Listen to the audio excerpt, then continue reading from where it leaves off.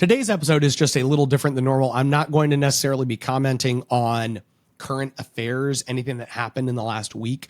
I wanted to go through a list of conservative policies that I believe we need to look at, evaluate, address, and try to implement into law in 2025. Okay. And so just going to break some things down for you and have you be thinking about these issues as we start, again, shifting into this mindset of recognizing that the session's going to be upon us pretty soon. And if we don't start preparing to advance these policies now, we will struggle when it comes time to session at such a short period of time. Let's get to the show.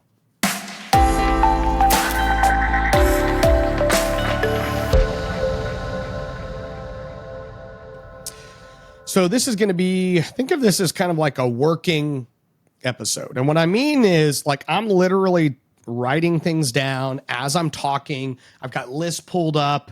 So I have not like prepared all these notes. Some people ask about whether I script the show. I do not, which you probably know because I like say the wrong thing sometimes and have to correct myself. So clearly I'm not scripted, but I don't script the show. I usually start with like maybe a total of 4 or 5 bullet points. And outside of that, I don't have all the words prepared that I'm going to say when I sit down to record. This is even more so that way. This is like I'm literally iterating and writing stuff down as I'm going through this episode. So I just want to sit down and have kind of a working session with you about some of the things we need to address next session. Now, we have the Texas GOP priorities, and I've gone through that in previous episodes, talked about those issues. I'm going to very quickly go through them because I don't need to spend a lot of time on them. I think they're incredibly important, and they have to be addressed next session, right? They just have to be. So I'm going to talk about them real quick and assume that those are already the legislative priorities that need to get addressed. So I don't need to talk about the fact that we need to get them done because we already know we need to get them done. That's the whole process of establishing the Texas GOP priorities. And remember, the Texas conservative commitment was set up by Dustin Burrows and Greg Bonnin and Giovanni Capriglione and Cody Harris to be the competing document, right? Watered down in many ways. And now they're trying to get a lot of people in Austin to embrace their lesser document, their inferior agenda, to lower the standard for a successful session, right? They need to change the goal. But here's the thing to remember about priorities. The most important battle is what the battle's about. So the existing regime in the Texas House is literally trying to fight against the basic priorities. They're trying to lower that standard when really we don't look at that as our goal for the session. It's not like, hey, if you just get this done, everything's fine in Texas. That's the way they have to message. The conservative commitment, I loved the way they said it. It was like, we need to make sure, in fact, I'm pulling it up as I'm talking about it, because it says, that is why, this is the quote from the conservative commitment, that is why we offer this agenda and written commitment, which will transform the future of Texas, right? So they have to use this language like, if we just do this, we'll transform the future of Texas. In which case, why would you have to do anything more?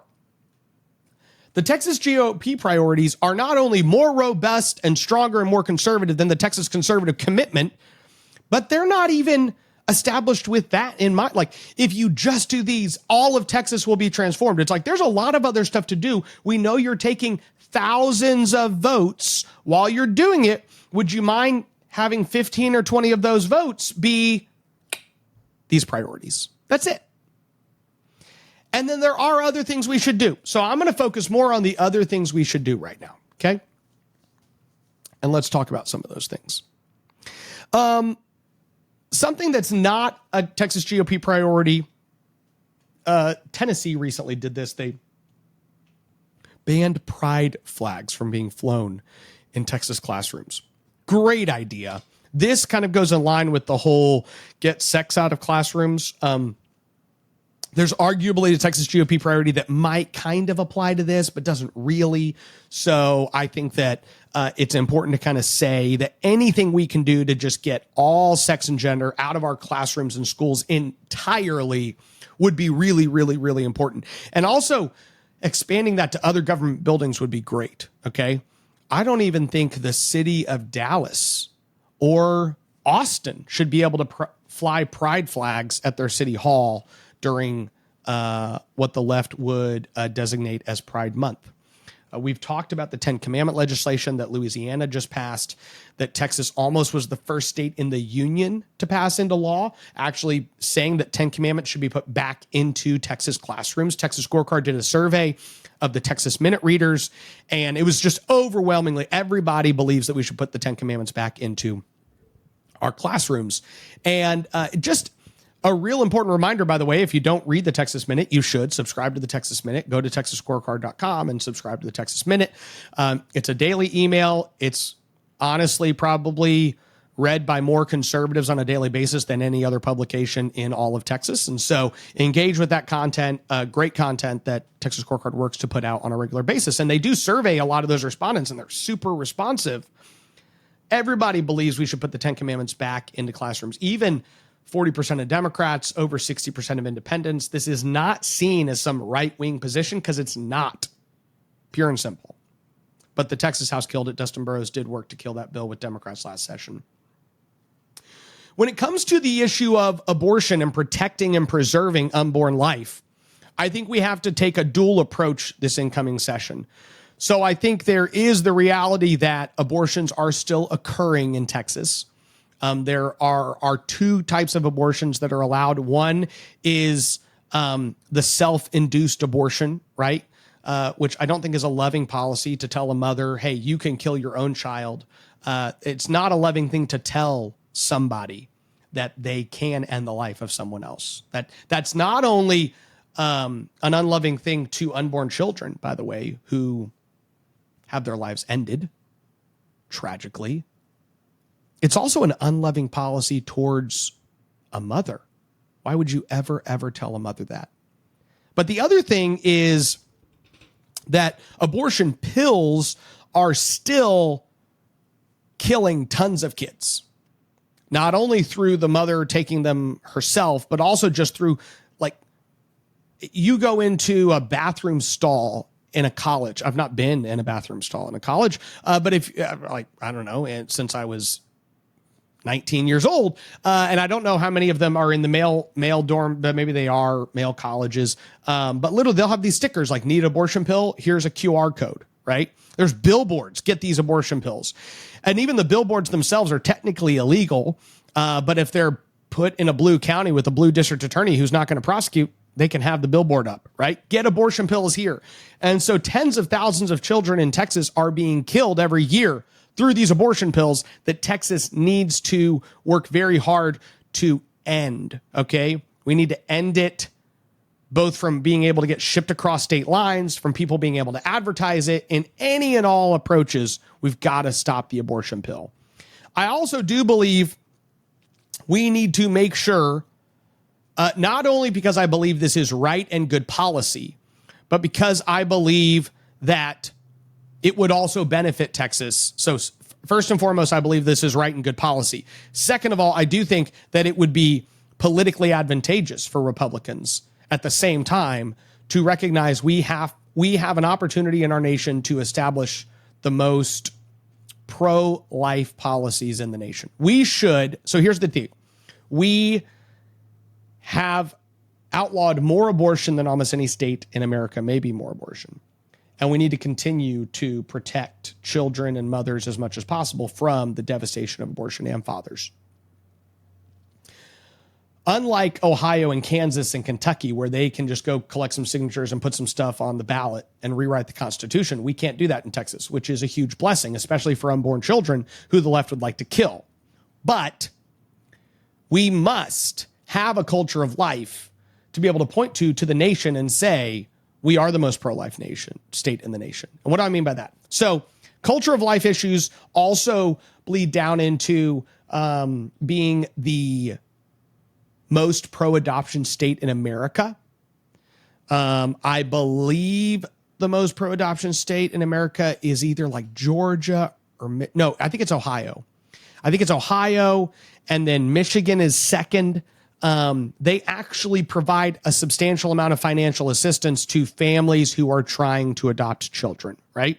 And I think being able to say that Texas is the cheapest state in America the least expensive state in America to adopt a child should be a goal of Texas, 100%. We also should start recognizing unborn children as children in every aspect of Texas law. Okay.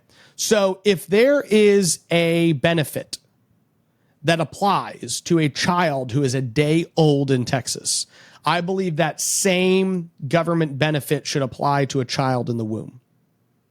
Now, libertarians will describe this as welfare expansion, and I absolutely would oppose the categorization of this as welfare expansion. You could call it expansion simply like from the level that there are children that currently are not recognized as children, that if you recognize them as children, it will cost the state more money. That's true.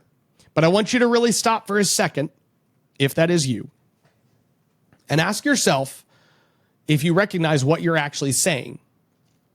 Because there are current children that are children. They're in the womb. They're real human beings just like you and me. And state law does not recognize them as that. They recognize them as having enough rights to not be killed in most situations, but not to actually be treated as a child. People will ask me sometimes, how many kids do you have?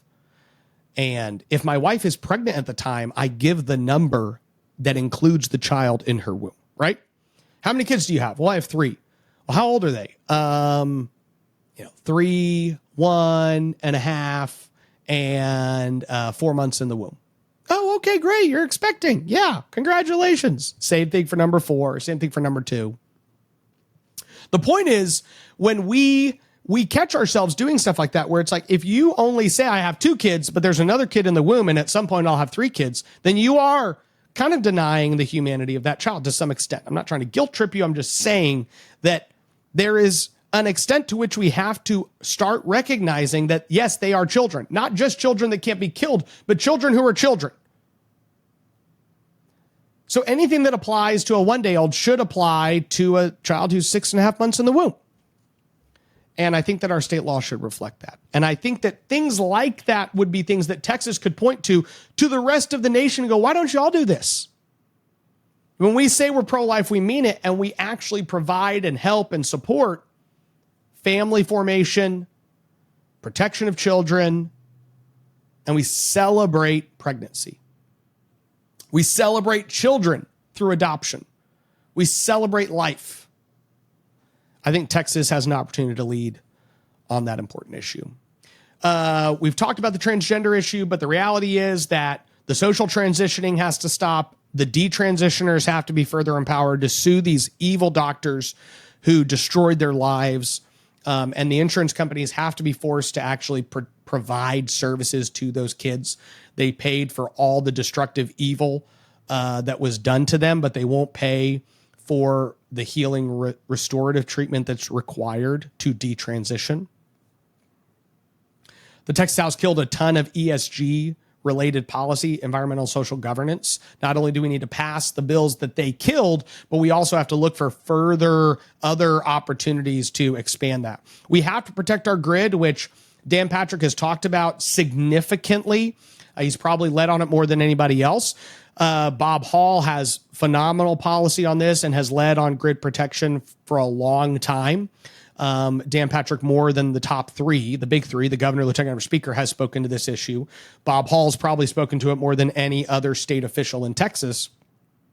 And this comes in the form of various things. If you want to know all of the different policies that need to happen, I would go to Senator Bob Hall because he has a long list. But one of the things I'll just continue to remind everybody is that we have an over-reliance on unreliable energy sources with wind and solar. And we're continue to expand our dependence on those unreliable sources, right? It's not dispatchable power, which means essentially anytime you turn the light on, the power is given to you, okay? I'm not the power expert, so I'm going to use some terms, and some of you power policy people will go, oh, Luke got this kind of wrong, but I'm going to explain to you that we do have a problem with power storage. It's not like every single time the wind blows, then every bit of power that is then generated by that windmill is stored until you need it, right? It's not dispatchable. It's like, it's ready right now. It's giving you power. You can take that power and you can use it. But if the wind stops blowing in 4 days, it's not like all the wind that we had a month ago is now stored somewhere. So we want to have more of our power come from dispatchable sources, which are reliable sources. And Texas has been far too open to green energy leftist ideas and policies. Okay. And it has left our grid more vulnerable to long-term problems. California has rolling blackouts substantially all the time, and we will continue to have more if we get to the point to where we increase our dependence on unreliable power sources. I don't think we can go 2025 without addressing that issue. If 2025 ends and we've done nothing to talk about the grid and increasing our dependence on reliable forms of energy, then it will be a problem and it will be a lost opportunity. Texas Homeschool Coalition has pushed a parental rights constitutional amendment, and it did pass the Texas Senate last session, but was killed in the Texas House. I think that is a great opportunity. Again, Texas GOP priorities aside, because there's a lot there. Two that were not, didn't make the priorities by like 1%. But our huge priorities are property tax relief. I do think we need even more property tax relief than we delivered to Texans last session. I think that will likely come in the form of two different vehicles. One will be an increase in the homestead exemption, which will continue to give people a path to home ownership, which is something that Texas has to prioritize. We have to lower the burden for families to be able to own a home. It's a generational wealth issue. It is a family formation issue. It is something that literally will make your citizens better people. And there is something to owning property that is a huge privilege. It's not a right. You don't have a right to own property, but your citizens' ability to own property should be a priority. And then a chunk will also probably come in the form of compression, which is an overall reduction in everyone's property taxes. It's a check to the school districts that then lowers everybody's property tax bill, okay? So the big high rise and the lot and the home and the rental home and the duplex and the apartment all kind of equally get pushed down a little bit. That's a very good thing. Homestead exemption is also a good thing. It will probably come in the form of both of those things, which should be prioritized, and we should aim to do more than we did last session. 90% of the surplus has been the goal of conservatives for a long time. I think that's what we should continue to focus on. Critical race theory needs to be an issue, so addressed in our college campuses. The Texas Senate actually banned critical race theory from colleges and universities, and then the Texas House killed that bill. John Kemple killed that bill in his committee. He is no longer going to be in the Texas House of Representatives. He was defeated by Island Schoolcraft. So the next higher education chairman, I've thought I wouldn't be like one of the things, if I had to predict the people I think that are in good positions to be higher ed chairman are probably, I could see Dustin Burrows potentially chairing higher education, to be honest. He has Texas Tech. He's likely to remain a chairman in some form or fashion, regardless of the speaker, and would probably be in a decent position to chair higher education. A lot of times they try to go for people who have big universities in their district. So often they will go to those kind of people and say, hey, you have this state university in your district. Maybe you should be involved. The problem is, outside of Burroughs, there aren't probably like a natural person who would be super involved in that issue. It is important that it is somebody more conservative than John Kemple. And I do believe that, like, if you look at Rice University, John's like one of the 15th most liberal member, votes with Democrats the most, and Burroughs is like the 20th or 25th most liberal. So it would be a slight upgrade. And then even more importantly, you would also probably have somebody who is a little less controlled by some of the higher ed establishment. If you look at the committee, Dwayne Burns, Dennis Paul was the vice chair of that committee. He would be a big upgrade if he was chairman of that committee. John Rainey's not coming back. Travis Clardy's not coming back. Dwayne Burns is not coming back. So 3 of the 6 Republicans on that committee were defeated. 2 were defeated in their primaries, and then 1 retired and was replaced by somebody more conservative than himself. Mr. Paul Dyson replaced John Rainey. We don't know how conservative Paul Dyson is, but we do know that he's more conservative than John Rainey. Sometimes that's being like, taller than a midget, but it does still mean that it's an accomplishment by Mr. Dyson. And hopefully we will see that he's far more conservative than John Rainey once the votes actually start taking place. But I do think that critical race theory and a ban on critical race theory is really important. There are a whole lot of medical freedom issues, and if you are not connected to Texans for Vaccine Choice, you need to do that, okay? Go Texans for Vaccine Choice, engage with their content, follow them on all the social media platforms, sign up their email updates. If you don't, financially support them, you should consider doing it. Guys, they are the leading voice in Texas when it comes to medical freedom, okay? And so they matter more than anybody else. TexansForVaccineChoice.com. You can go there, engage with their content. They have a whole slew of medical freedom issues that they are pushing next session, and you should follow along. Now, that issue as a whole, it has DNA ownership. There's other vaccine mandates. There was just a COVID vaccine mandate ban, but not other vaccine mandates that are banned, which we need to get rid of all of them. State reporting for vaccine injuries, blood donation protections, Texas Medical Board reform, medical board transparency, rights to treat. All of these are issues that fall in these medical freedom buckets. All of these policies need to be addressed next session. There's huge opportunities.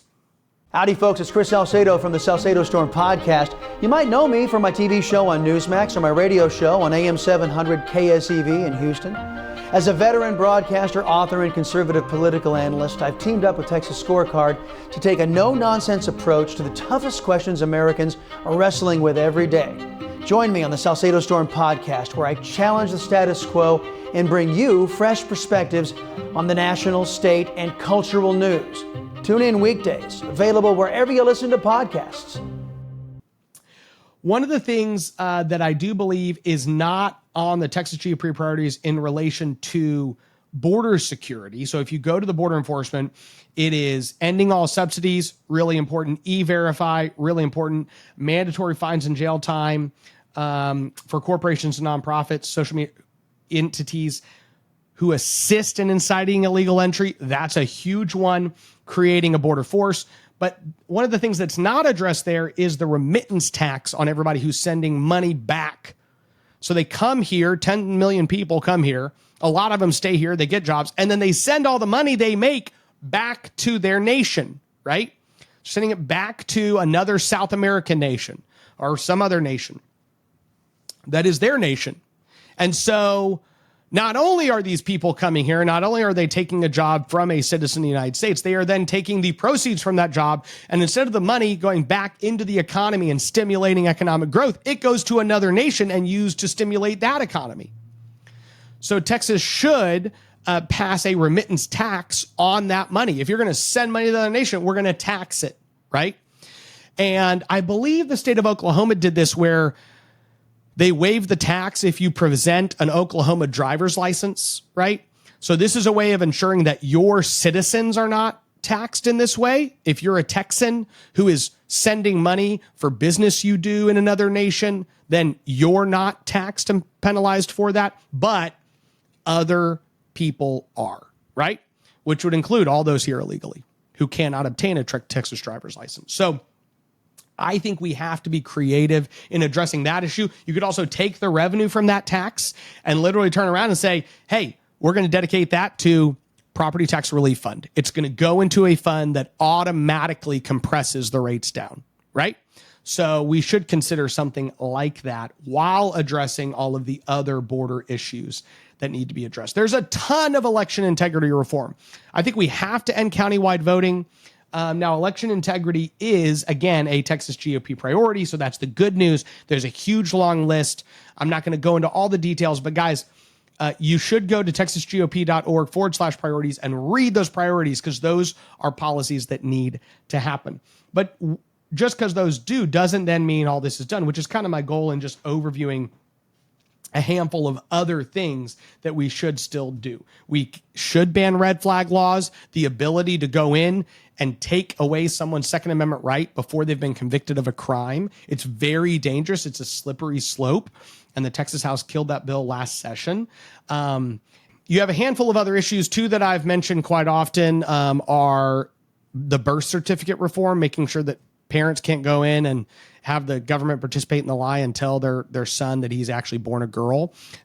They do this to help with the social transitioning of the kid. And then you also have the fact that parents no longer have to opt their kid into sex ed in Texas.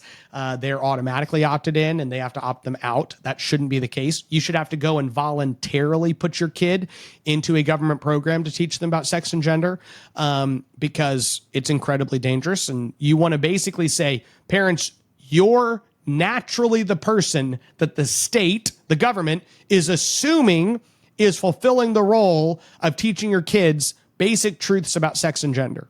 Okay?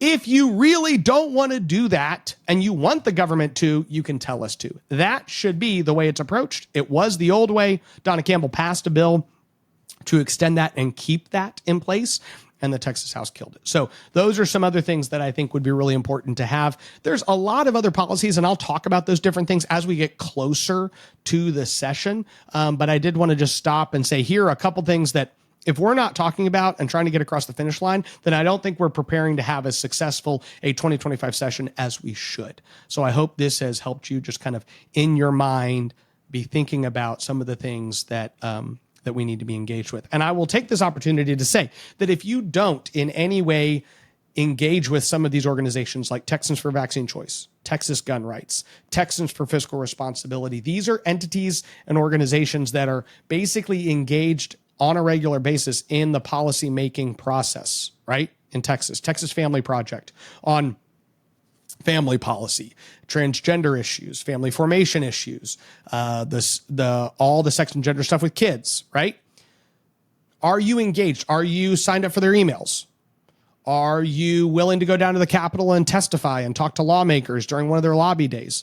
The first thing I ever did in Texas politics was a lobby day with the Texas Homeschool Coalition. Okay. If you're a homeschool family, you're not engaged with the Texas Homeschool Coalition, you should be. So are you plugged into these organizations and then involved? Are you donating $10 a month? Are you showing up to events? Now's the time to be starting to orient yourself towards what issues do you care most about and how do you engage with those entities. So be thinking about that as you're trying to figure out your time, talent, and treasure and application of that going into next session. May God bless you and may God bless Texas. Do you want to get your news from people who share your values? Texas Scorecard, real news for real Texans.